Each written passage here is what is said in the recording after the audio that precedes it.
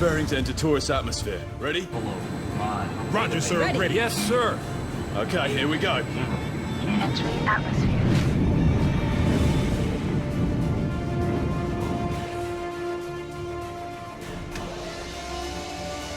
Warning. Enemy targeting signal detected. They're targeting us, sir. What's the plan, sir? Sir? Damn! Hold on. Drop pod should handle the situation automatically.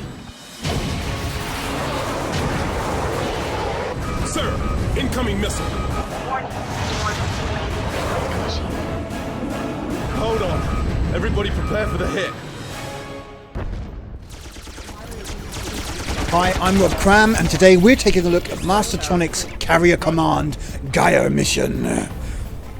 Sadly, things don't start off too well for Carrier Command in its modern day iteration, as its opening section might leave players mistaken that they've entered a Mass Effect style first person shooter.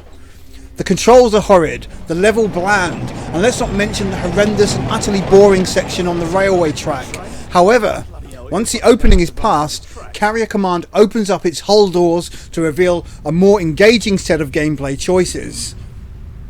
As the title suggests, this is a game about commanding units, and so the opening missions through the game's campaign mode teach players the nuances of its commanding delights.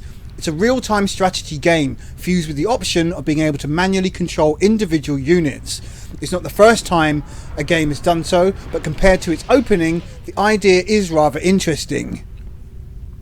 Once players have progressed a fair way into the story, the game opens up its world, where players are tasked with taking over command centres on various islands.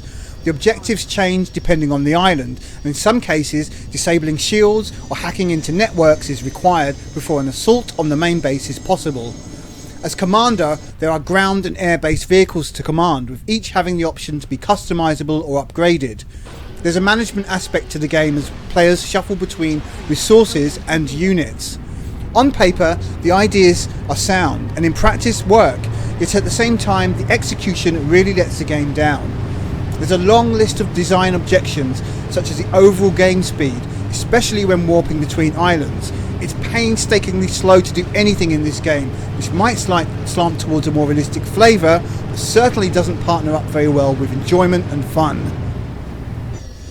AI seems to be the game's biggest fault, and in some cases a game breaker. The problem stems from the AI pathing when controlling multiple units from the main map screen. It's here where players can send groups of vehicles to specific locations rather easily, except the AI tends to get stuck or drive in the completely opposite direction. The biggest gripe comes to the AI splitting up the group because a vehicle gets stuck somewhere or decides to engage a nearby target and waste tons of ammo in the process, resulting in an underpowered assault leading to unfair casualties.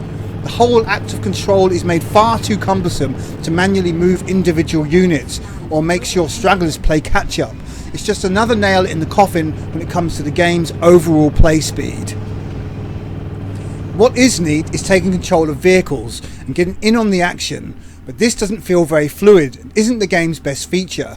If the map navigation worked properly, the game would be a joy to play without going in manually, especially considered player's role as a commander and not a grunt. Often the manual option simply acts as a way to unstick rogue vehicles, which surely wasn't the intent. Carrier Command presents some basic looking visuals, but does score points for its day and night cycle, diverse weather and terrain. The menu screen, which is the most important feature, does its job, but feels a bit fiddly when playing with a game controller. In the thick of intense battles, there's a fair few tabs and pages to shift through, as well as keeping an eye on the constant display of the currently selected unit, which can be toggled full screen or window in an instant, which is quite good. The audio does a fine job of providing some dynamic effects, coupled by a rousing score when needed and lots of ambient sounds. The game delivers as expected. The voice acting is adequately performed, which suggests some effort was placed in making the game sound decent enough. Carrier Command offers hours of gameplay in its campaign, although progression can be painfully slow, especially when at times the mission objective is rather vague. It's suggested the save option is used frequently, as time lost due to restarting checkpoints can be vast, depending on what players accomplish. Aside from the campaign, players can jump into the fully fledged strategy game, which allows for various tweaking of parameters and the option to go head to head against the AI in a battle for islands and the destruction of the opposing force. Again, this is potentially a long and drawn out battle that could take many hours to actually finish. Carrier Command offers good and somewhat simplified ideas on the RTS formula, but sadly is let down by niggling flaws and hiccups that impact the gameplay to the point of being detrimental to the overall experience. The snails-like pace of the game doesn't do it any favours for more action-orientated gamers the game is trying to attract, and the execution in general could have been polished a bit more. RTS fans will likely find better rewards on PC, although console owners who aren't spoiled for choice might get some enjoyment from the offering. Carrier Command scores an average 5 out of 10. I'm Rob Cram, thanks for watching. Destroy my shield booster seems to be working.